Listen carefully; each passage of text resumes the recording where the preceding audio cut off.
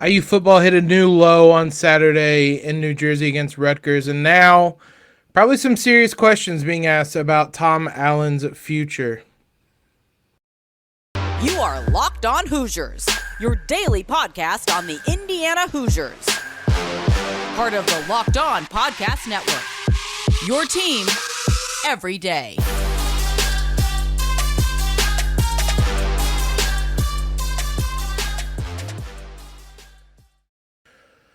What is up, guys? It is Monday, October 24th. This is Locked On Hoosiers, your one and only daily one-stop shop for everything IU athletics. I'm your host, as always, Jacob Rude. Want to thank you guys for making us your first listen every single day. Today's episode is brought to you by Sling TV. Sling has something for everyone, especially when it comes to college football coverage. IU may not be playing this upcoming weekend, but that's more reason to tune in across their wide selection of shows, whether it's the ACC, the rest of the Big Ten, Pac-12, SEC. Can always catch the games I want on Sling, and now you can too. Check out Sling TV now to see the massive lineup of games they have all season long. Sling, the TV you love for a price you'll love. Try it today. IU is not in a good place when it comes to college football right now. Saturday was a new low. I'm glad that I do not necessarily record these episodes immediately after games, because I was about as down and frustrated as I've been with IU football in some time. I mean, if you want to see an immediate reaction, you can go on our YouTube channel or our Twitter. You can see our Locked On Now instant reaction to get a sense of how I felt. I'm sure how you guys felt after this one. IU loses 24-17 in Piscataway against Rutgers. It's hard to even put into context how bad of a loss this is. Embarrassing is a word I keep using, but even that doesn't feel enough. Rutgers had not lost at home to a Big Ten team since November of 2017. Just shy of exactly 5 years. It was 1,813 days between Big Ten home wins. The Hoosiers stepped up to the plate to help them out on that one. I know, as we discussed on Friday's episode, that IU was the favorite. IU was not the favorite. Rutgers was the favorite in this one. It's just the way IU keeps losing these games that is just frustrating. And, for example, we talked about how this Rutgers offense is one of the worst in the nation, let alone the Big Ten. I think they ranked 107th on SP+. They put together two separate drives of at least 10 plays to score on the Saturday. I don't even really know how that happens. They had an 11-play, 86 yards, 6-minute and 14-second drive in the first half. Second half, a 12-play, 56-yard, 6-minute and 56-second drive that gave them the lead, 17-14, a lead that they wouldn't relinquish. The defense wasn't great, but they weren't awful. They ultimately only gave up 17 points. One of the touchdowns was a pick six. And if you're holding a Big Ten team to 17 points, I think you're anticipating that that should be enough to get the job done. But again, the offense is just a complete mess. All of IU's scoring came in the first about 7 minutes of the game. They kick off. Jalen Lucas returns it for a touchdown. And then the first drive, the scripted drive of the game, IU goes 11 plays for 91 yards and a touchdown and looked fantastic. I thought, awesome, we're going to run away with this one. This is going to be easy. It was anything but. And that's what continues to be so frustrating about this team, is that they look solid to start games, and by the end of it, you're questioning, you just have so many questions. Is this team even good? What happened? How did we get to this point? It's an in-game adjustment problem for certain, but it's also just a failure to address weaknesses issue. Like, this isn't a new problem. Every week we get to this point in Big Ten play. The Michigan game was played out the exact same way as this one did. IU started the game off strong. By the fourth quarter, it was as bleak as anything. The Nebraska game was the exact same way. The second quarter was awesome. IU scored all of its points in that quarter. By the fourth quarter, they couldn't stop anybody and couldn't move the ball against a really bad Nebraska team. It's the same here. First quarter, first two times Indiana has the ball, they score touchdowns. And by the fourth quarter, the only time that they did anything is when Rutgers went into a prevent defense up 10 points. The way these losses keep coming just suck the momentum or the good feeling out of every one of these. Honestly, it leads to the question of is this team even better than last season's team? They have more wins, but we're to a point where I'm not even sure that they're a better team than last season. They probably are. They have more talent that is producing than last season. They haven't given up, and last year's team had basically given up at this point in the season. But that's about the only thing that's separating them right now. I'm not even sure this team is better than the one that played Illinois in week 1. If you look back to that game, Illinois is probably going to go to the Big Ten title game. Illinois is a top 25 team that is going to probably be higher than that, than just the top 25. They're a top 15 team in the Big Ten. IU has a win over them. The only thing keeping them out of maybe a playoff discussion, or at least a top 10 ranking, is a loss to IU in a game that IU was right there from the start, and then close out the game with a brilliant drive. What happened to that team? That is a different script. IU hung with them, made enough plays late defensively, creating turnovers and keeping the offense in the game, and then the offense did something at the end. That formula just hasn't happened in Big Ten play since then. I don't know what's happened to that team. It feels like there's so much regression right now that it is time to start asking about Tom Allen's future. There are fair questions to be asked about what his future looks like. Honestly, let's talk about that in the second segment. I'll hold that for the second segment, and we can discuss just what is going to happen with Tom Allen and this program moving forward. This week's thrilling moment in college football is brought to you by Nissan. The thrilling designs behind the new lineup from Nissan are intended to empower drivers in vehicles as capable as the drivers themselves. When I think of unbelievable abilities on the field, this week's thrilling moment, it has to be Jalen Lucas's touchdown to open up the game. Man, get him the ball. We're going to talk about him at the end of this episode. Get him the ball. It is imperative. He is as exciting as anyone that IU has on the roster. That play alone showed it. So this segment has been inspired by the thrilling new designs featured across Nissan's new lineup of vehicles. Pursue what thrills you in the all-new Frontier, Armada, or Pathfinder today. Available now at nissanusa.com. Thanks again, guys, for making us your first listen every single day. For your second listen today, check out Locked On Sports Today. From the games that matter the most to the biggest stories in sports, go beyond the scoreboard and behind the scenes with local experts and insights only Locked On can provide. Locked On Sports Today, available on this app, YouTube, or wherever you guys listen to podcasts at. Let's talk Tom Allen.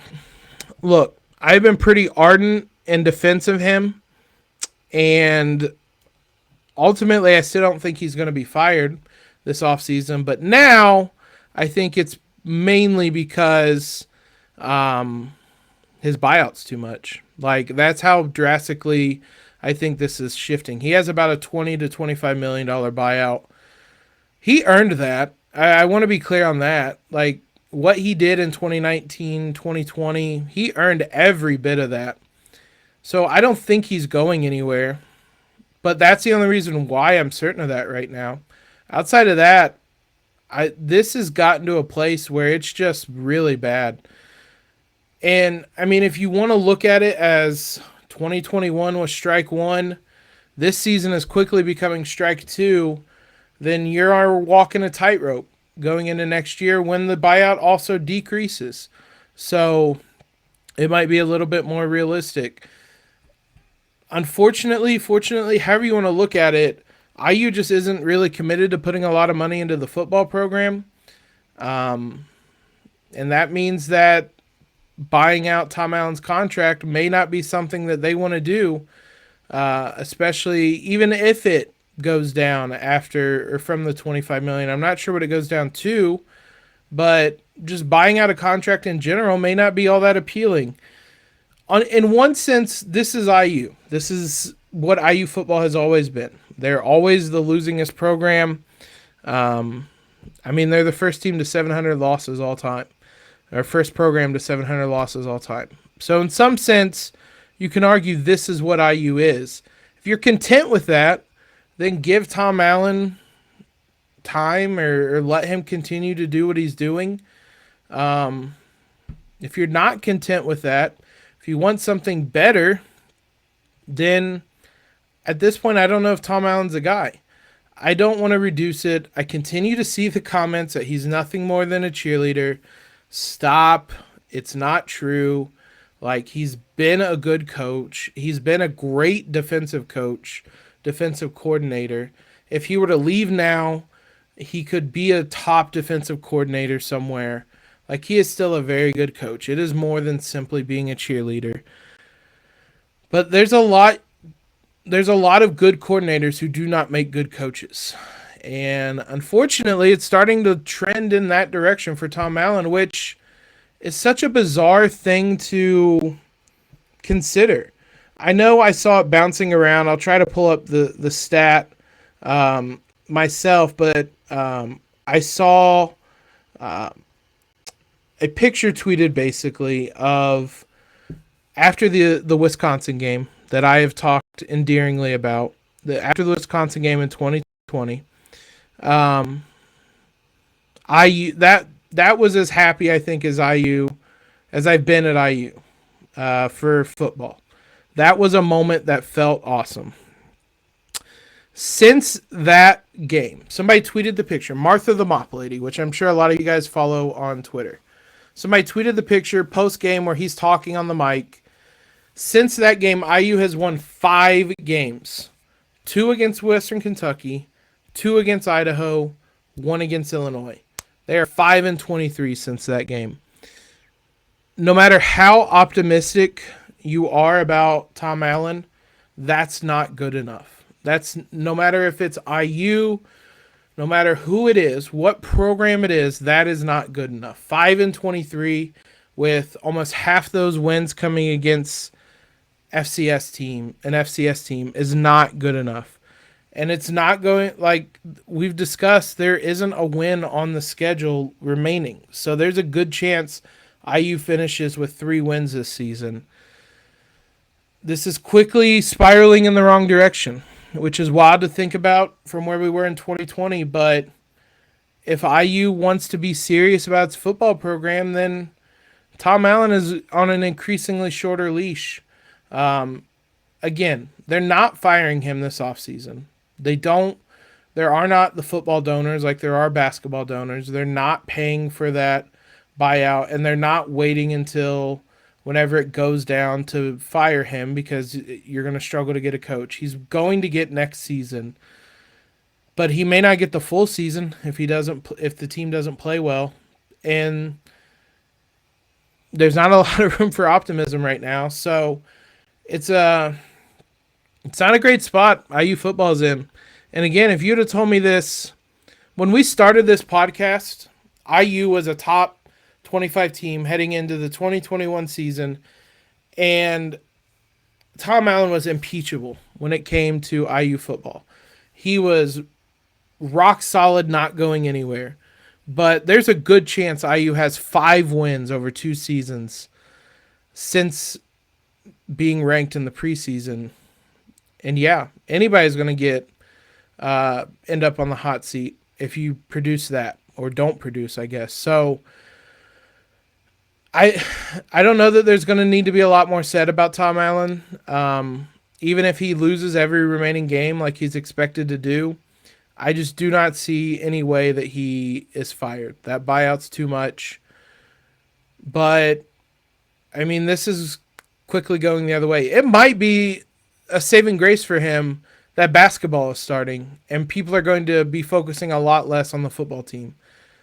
That might be the best thing to happen to him in the next 2 weeks, because when everybody's looking at this football team, they are seeing a program rapidly on the decline right now.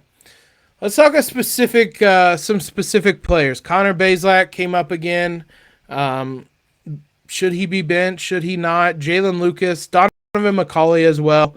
There's a number of guys I want to talk about. Before we do that, though, look, sweat is an embarrassing thing to talk about. Someone probably deals with being sweaty. I'm a very sweaty person. There's nothing to really hide there. I'm sure you guys can see I sweating a bit right now. The one product I have found that can help me most is Sweat Block, and it's right here. I got my package this weekend. This is proof. I'm not lying when I say I have these. This is 10 antiperspirant wipes. It's very simple. You open it up, apply the wipe wherever you have sweating problems. If it's under your arms, like basically everybody, just apply it under your arms, let it air out, go to bed. Next morning, wake up, wash the area. You're all set. So you can avoid those embarrassing first dates where you don't want to raise your arm because you're scared of your date seeing all that underarm sweat, whatever it may be. You guys can avoid all of that by getting Sweat Block. Sweat Block wipes are a must-have for everyone's toiletry bag.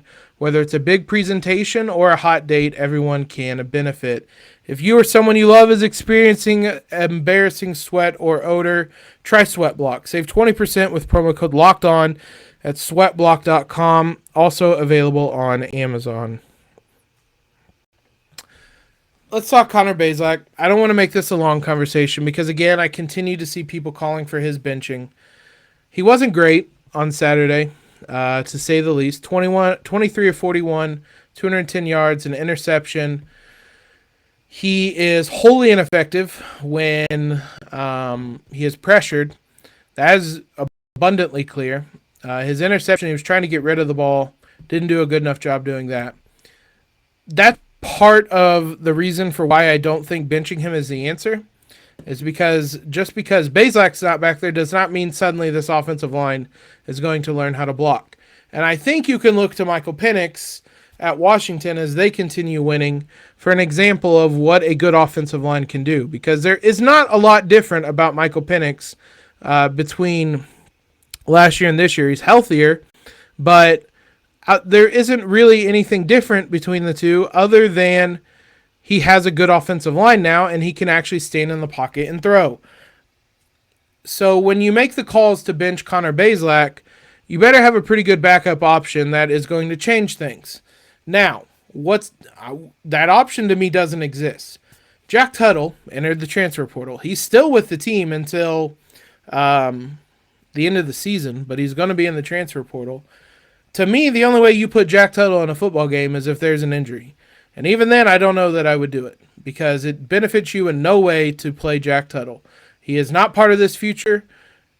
I respect him. He did great things as a leader on this team.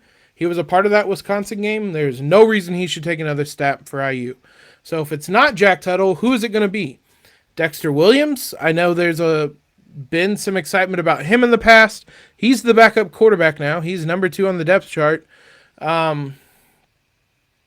Are you going to play him? He offers a little bit of a different dynamic, but now you're throwing in an inexperienced quarterback behind an offensive line that absolutely cannot block for him and asking him to make plays. And that just doesn't feel like a recipe for success. We saw that exact thing play out with Donovan McCauley last season. You had a very inexperienced quarterback who admittedly was in over his head, thrown behind an offensive line that could do nothing to help him, and he got overwhelmed, I thought, a lot of times, and eventually IU decided it was better just to play a walk-on rather than get someone hurt. I don't know that the circumstances are all that different this season. I just don't really see what benefit it has to bench Bazelak. Like, it's not going to change how the offensive line plays. Like, maybe it offers some type of spark, but like, I don't. Bazelak makes some bad throws occasionally. He makes a lot of good throws too. So like, it doesn't ever really compute to me why people think benching him is going to fix really anything this team does. I do think there could be some value in playing Donovan McCauley as like a wildcat quarterback a little bit, but I mean, again, admittedly, those plays haven't looked great when they've run them this year, so I don't even know how valuable that would be. Maybe that could be the spark. I mean, there was the reverse Donovan McCauley pass. Maybe you mix it in more. What I do think IU needs to do more is get the ball in the hands of its like most talented players. Jalen Lucas tops that list by a mile. It really doesn't make sense to me why Jalen Lucas isn't getting more touches. Like, you can't make the argument that like he isn't good enough to run block. This team isn't good enough to worry about those things. Get him on the field. Let him learn those game reps and make those mistakes now for a team that is really bad, and maybe he can be a part of a special team moving forward. But right now, what we're left with is these brief glimpses of him doing really awesome, incredible things, whether it's returning a kick for a touchdown or ripping off like a 30-yard run, and then we just don't really see him again. And I think he needs to be a much bigger part of this IU offense. To me, there isn't much reason not to. Connor Bazelak said after the game on Jalen Lucas, quote, he needs to be on the field more. Yeah, 100%. He absolutely needs to be on the field more. It is, it's really growing more and more indefensible that he does not have or see more time on the field. He's a dynamic weapon. Get him into open space and let him work. And the same, in some senses, I think should be said about Donovan McCauley. I understand that he might be a little overwhelmed as a receiver. The more he doesn't do anything as a receiver, the more inexplicable it becomes that they allowed him to move to wide receiver. I know this was kind of a long-term play to move him out there. He didn't have a catch on Saturday. And it just boggles my mind that Donovan McCauley was the highest rated quarterback recruit the program's ever had, played a good chunk of games last season, and now we're in year 2, and he's just doing nothing. He's just not contributing at all. I can't really explain it. I know IU has a lot of wide receivers, and I think a lot of them are pretty solid. Javon Swinton had a pretty good game on Saturday, kind of out of nowhere, that showed you how good the receiving room is, but nobody's ceiling is as high as Donovan McCauley's, I don't think. I don't know why he can't be the guy catching some of these screen passes, or there's just a number of ways you can utilize him that it just really doesn't make sense to me why IU isn't doing that. Whether it even as a wildcat option, even as a end around option, like get the ball in his hands. Him and Jalen Lucas need to be touching the ball 20 times per game minimum to me. Jalen Lucas touched the ball 9 times. Do that with each of these guys, whether it is lining Donovan McCauley up as a wildcat quarterback, doing the screen passes. I don't care what it is. Those two need to be touching the ball 20 to 25 times a game the rest of the season, because they're part of the future of this program, and they need the reps on the field. This is feeling more and more like a lost season. At least get something out of it. Get Donovan McCauley and Jalen Lucas more reps in the positions they're going to play, and let them learn something, so at least we have something to build on moving forward. This was a bit of a doom and gloom episode of Locked On Hoosiers, but I appreciate you guys listening to us and making us your first listen every single day. We'll be back tomorrow to continue some basketball previews. Look, that's the last time we're talking football for a really long time. It's a bye week. It's fully basketball mode. We are switching to basketball and we are zooming through on this. So we're going to talk men's and women's basketball the rest of this week, get some more previews done. For your next listen, check out the Locked On Sports Today podcast. The biggest stories of the day, plus instant reactions, big game recaps, and the take of the day, available on the Odyssey app, YouTube, and wherever you get podcasts. Follow us on Twitter if you have not already. Subscribe to the podcast. Leave a rating and review. You guys have been awesome about leaving reviews. I've seen them. I cannot thank you enough. Please, please, please, if you have not already, go on over there and leave a review. Again, I cannot from the bottom of my heart thank you guys enough for that. So, most importantly, guys, have a great Monday. And as always, LEO.